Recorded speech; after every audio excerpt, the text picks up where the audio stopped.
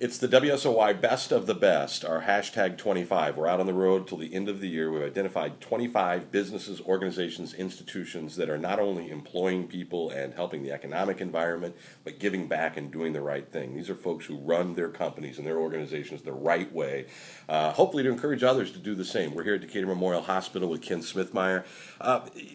We spent a lot of time talking about the future of the hospital, and we will. Let's go back to the past. How was this hospital in particular formed? Yeah, good timing, Brian, because on January 1st, 2016, we will have our 100th birthday year. Right, so we opened up January 1st, 1916, obviously. Founded by Dr. William Barnes, who was involved in the Barnes building. Absolutely, that's his descendants. I was one of the founders of the Decatur Country Club, and a woman named Sue Hageman, who actually led a group of 27 women that put all of this together. And of course, like any other event that's happened in this town, you go back, you find the same people. You find a lot of people's names involved. Yeah, absolutely. And they threw a parade in 1912, just weeks after the celebration, to sort of commemorate this. You still have your auxiliary. I mean, even the folks that were doing these things back then still doing the things today. Yeah. So much more has changed, though. Obviously, the campus, the size of the campus. Yeah, pretty amazing. We've talked about the future of DMH and some of the projects you're working on. Give us an update on how all of that's going.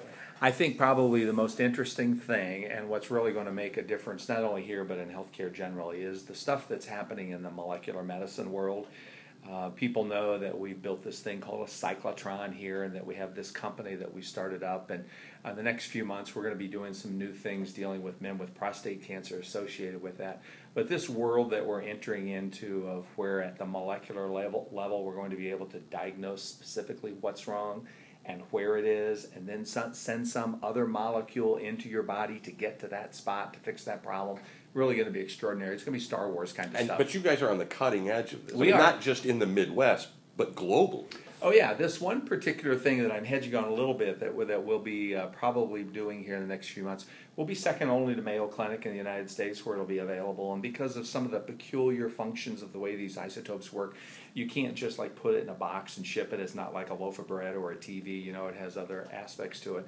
So that's very exciting for us when we get to do that stuff and have real local impact. Well, you guys are staying way ahead of the curve, and it's always exciting to hear. One of the things that you guys were way ahead of was CrossFit. And every time I see the Crop Fit ad now, it was hilarious. I get a chuckle, yes. Because you were talking about this years before it became mainstream marketing. Right. But right ahead are the second annual games that you guys are hosting, the D-Town Throwdown. Yep. How much has CrossFit grown? How much of that comes out of your sensibility of wanting to have healthier employees and a healthier community, being proactive about health rather than reactive on the treatment side? That thing has just mushroomed. Yeah, over 500 members now. Yeah. We're recognized in the CrossFit community nationwide because I think we're really the only hospital-sponsored CrossFit gym that there is.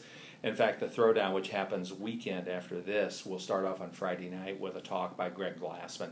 He's the CEO and founder of CrossFit, and he's coming to Decatur just because that's the fanatic that started it all. He's the guy of who and what we are, and he's going to give a talk. And probably more than CrossFit itself, CrossFit became the vehicle that gave us the ability to talk to people differently about nutrition and fitness and things like that. And now we start to see the mainstream media, even on the front page of the New York Times a couple of weeks ago, parrots and the things we've been saying for 4 or 5 years. Been very, very gratifying, and we've really affected people's health in a positive, preventive way. General public that has no idea, what CrossFit entails, but they want to come out and see this Throwdown. They can do that, right? Oh, absolutely, and I would encourage it, especially I have to hedge a little bit here, the first event on Saturday morning, which none of the athletes know what it's going to be, is going to be a very, very spectator-friendly, fun event. What time should we be there? About 8 o'clock. 8 o'clock.